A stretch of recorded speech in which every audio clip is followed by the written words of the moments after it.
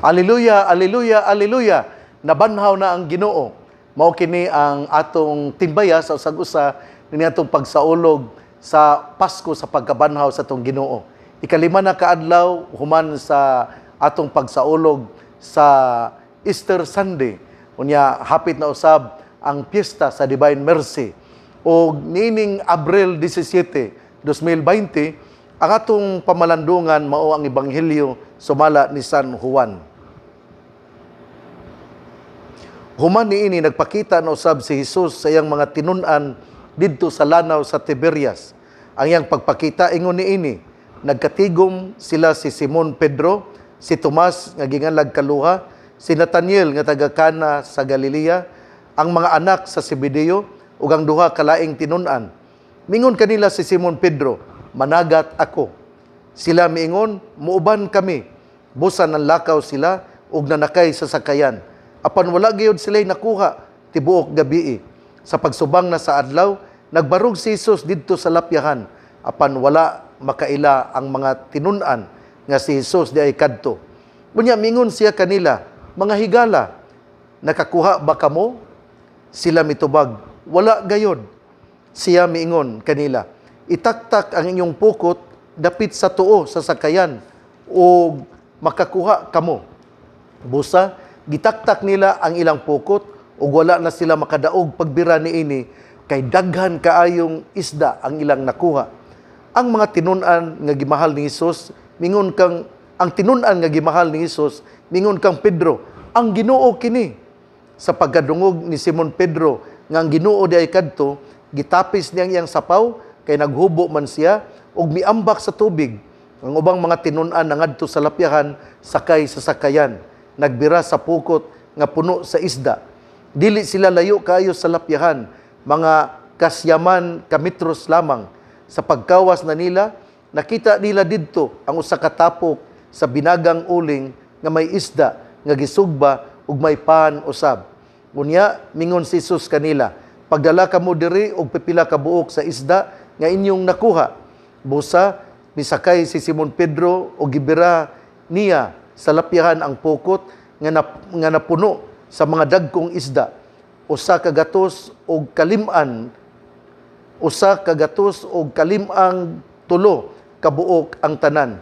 Apan bisan pa sa kadaghan sa ilang nakuha, wala gayud magisi ang pukot. Unya mingon si Jesus kanila, "Dali nga ri og pangaon kamo." Walay usa sa mga tinun-an nga nangahas pagpangutana kaniya kung kinsa siya, kay nakailaman sila nga siya mao ang Ginoo. Busa, miduol si Jesus og gikuha niya ang pan ug gihatag kanila. Gihatag usab niya ang isda. Ikatulo kining pagpakita ni Jesus ngadto sa mga tinun-an human siya nabanhaw. Ebanghelyo sa atong Ginoo, daygon ikaw o Kristo. Mga igsuon, sa akon nang gikasulti, mao na kini ang panahon din si Jesus na usab mipakita sa iyang mga tinun-an. Nabanhaw ang atong Ginoo ug sa iyang pagkabanhaw wala siya magpabilin sa mga nangamatay kundi anaa siya sa mga buhi. Unya ang mga tinun-an didto sa lapyahan ug unya mingon si Pedro, "Managat ako." Ug unya miuban ang mga tinun-an sa sakayan ug nanagat sila. Nindot kayo ni nga timaan ha. Kay sa ako nang gisulti sa una nga mga pamalandong, ang sakayan god mauman ang timaan sa simbahan. O tungod kay anaa ang sakayan mao ang timaan sa simbahan, ang mga apostoles, ang mga giordinahan nga mga bag-ong pari sa Bag-ong Testamento nga gihimo didto sa pagpangaon nila sa Last Supper, diin giingnan ni Jesus, "Buhata kini sa akong handumanan." Didto anaa nagsakay sa sakayan nga ipasabot nga ang presensya sa mga pari diha sa simbahan. Unya, samtang nagsakay sila sa sakayan, nanagat sila, pero wala gyud sila nakuha nga isda. Ug tungod kay wala sila nakuha nga isda, ang Ginoo mipakita kanila pero wala siya magpaila nga siya di ay kadto. Ug iyang giingnan ang mga apostoles. Doon na ba mo'y nakuha? Ug mingon sila, wala gyud. Ug mingon ang atong Ginoo, iitsa sa tuo ang pukot. Unya, ang mga apostoles, wala gyud duha-duha. Wala gyud sila'y lain nga gihimo. Doon na gyud sila dakong obedience sa gisulti sa Ginoo ug ilang giiksa ang pukot didto sa tuo. Bantahi gyud ha. Ang gisulti sa Ginoo, iitsa ang pukot sa tuo. Ang Ginoo dili gyud walhon, ang Ginoo dili gyud leftist. Ang Ginoo pirmi gyud nga naa sa kamatuoran ug sa kaayuhan. Ang tao nga naa sa tuo, naa gyud sa kaayuhan. Muna nga sila mituo. Usa gyud kini ka maanindot nga kining kinaiya sa tao mao ang pagka matinuuhon. Kana bang kana ba tawong obedience?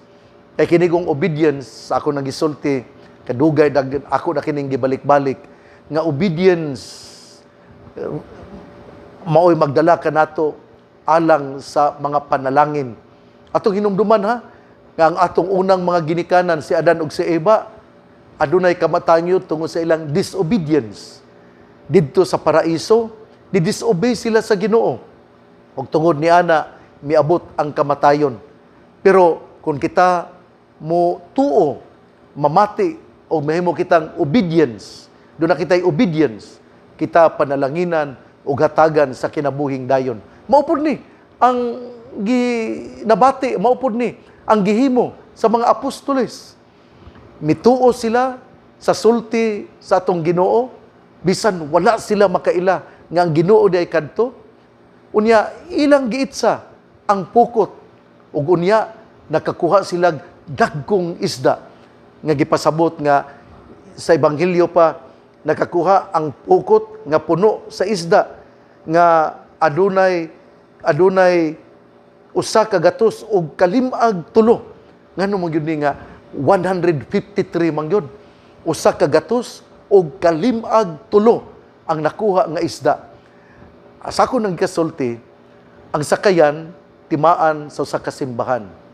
Ug dinha sa simbahan anaa ang mga apostoles ang nagrepresentar sa mga nakadawat og fullness of priesthood, ang mga obispo, ang mga kaparian.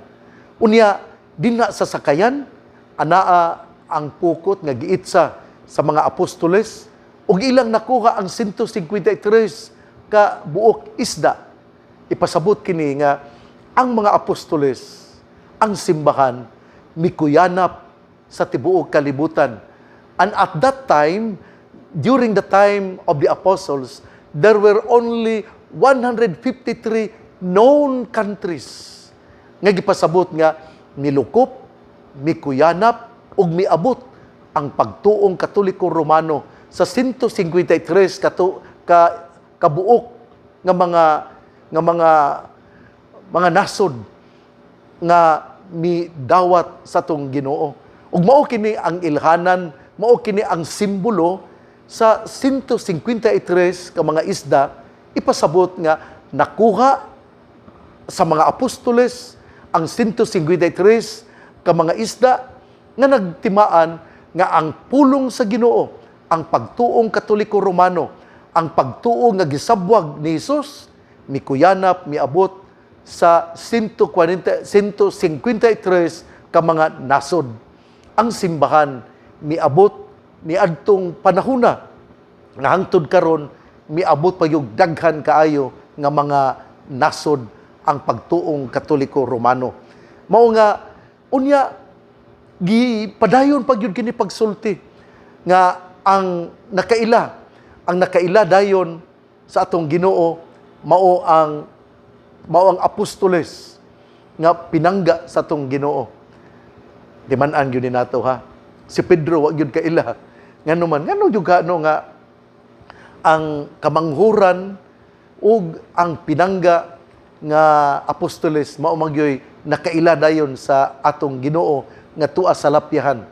Ipasabot gyud kini nga ang tao nga gipangga mao gyud ang makasinati sa tingog, kinaiya ug bayhon sa atong Ginoo. Mo na nga kung ikaw gusto nga makaila sa atong Ginoo, kinahanglan yun nga ato yun nga ubanan diha sa oras santa ang Ginoo para kita makaila sa bayhon, tingog o hitsura sa atong Ginoo. Ang wa mo ko mag-ingon nga kadtong uban nga mga apostoles wala kaila, pero giklaro gyud dinhi nga ang pinangga nga apostoles maudayon immediately was able to recognize the Lord. Tungod kay ang tao nga suod sa atong Ginoo mao gyud ang dali gyud kaayo nga makaila kinsa asa ang Ginoo. Ikaw nakaila ka sa atong Ginoo. Ang ato biyang Ginoo naabya sa dagway sa mga nagkalisod-lisod nga mga tao. O ikaw kung makaila ka sa Ginoo nga nasa dagway bayhon sa mga nagkalisod-lisod nga tao, ikaw giawhag sa Ginoo nga mamahimo niyang kamot, tiil og pul og baba aron ikaw mamahimo niya nga instrumento sa pagpakuyanap sa iyang gugma. Mao man bitaw nga niadtong adlong Domingo sa diha nga nangutana sa CNN adunay ang dunay anchorman nga mi-interview sa usa ka pastor sa simbahan, gipangutana niya nga nining atong mga kalisod, nining pagkuyanap sa COVID-19, asa man nato hipalgi ang Ginoo? Nakig-uban ba ang Ginoo kanato? Ug ang pastor mitubag nga ang Ginoo nakig-uban sa mga frontliners, sa mga doctors ug nurses, sa mga midwives, sa mga caregivers, sa mga medical staff, sa mga researchers aron ilang makit-an unsa ang medisina aron masumpo ang pagkuyanap sa COVID-19 nining coronavirus. Sa ato pa di ay ang Ginoo anaa kanila nga mitabang sa atong isig katawo. Aktibo ang Ginoo. Ang Ginoo buhi. Ang Ginoo wala magbiya kanato. God has not abandoned us. God is with us. God is in people who are doing the corporal works of mercy, helping those who are in need, helping the sick, caring the sick. Ang Ginoo aktibo ug wala gyud mobiya kanato diha sa mga political leaders, diha sa atong barangay captains nga naningkamot nga mopaambit sa ila nga matabang matagan og bugas kadtong mga nagkalisod-lisod tungod dining gitawag og community quarantine. Ang ako pirmi nga isulti kaninyo mao nga dili lang ta modaot sa atong mga political leaders, ato nun silang iampo nga sila dili mataptan nining maong sakit, dili matakbuyan nining maong sakit aron sila makapadayon sa pag-alagad kanato. Buhi ba ang Ginoo? Asa ba ang Ginoo? Ang Ginoo wala mobiya kanato niining panahon sa krisis sa COVID-19. Ani asya kanato uban sa mga caregivers, sa mga doctors, nurses, mga midwives, sa mga medical staff nga anaa sa tagsa-tagsa ka mga hospital aron masumpo ang COVID-19 ug aron mahatagan ug mahiuli ang mga nagmasakiton. Ang Ginoo naa gayud sa tagsa-tagsa kanato ug anaa sa atong mga political leaders sa panahon din sila mutabang kay sila gihimo nga instrumento sa Ginoo aron ipakuyanap ang iyang pagtabang aron mamaayo ang kahimtang sa atong isig katawo. Tabangan nato ang atong mga barangay captains, dili lang nato daoton. Tabangan nato ang atong mayor. Labi na gyud dinhi sa dakbayan sa Usamis, si Mayor Ando. Sa matag sulti nato sa mga maayong butang nga iyang nahimo, ma-encourage siya nga siya mohimo pa og mas aron matabangan ang iyang mga katawhan. Sa pagpadayon nato pagsulti ug maayo ngadto sa tong Congressman Henry S. Waminal, maningkamot siya nga matabangan pagyud ang tanan nga katawan sa iyang distrito Sa panahon nga kita musultig maayo sa mga butang nga nahimo ni Congressman Nonoy T. diya sa primerong distrito sa Misamis Occidental, kita nahimo kita nga instrumento usab aron mas pa ang iyang mahimo para sa distrito 1 sa Misamis Occidental. Mausab kini ato gyud nga awhagon, ato gyud nga iistorya unsay nahimo nga maayo kang Congressman Ben Canama sa mga butang sa mga kooperatiba diin siya naningkamot usab pagtabang sa katawhan.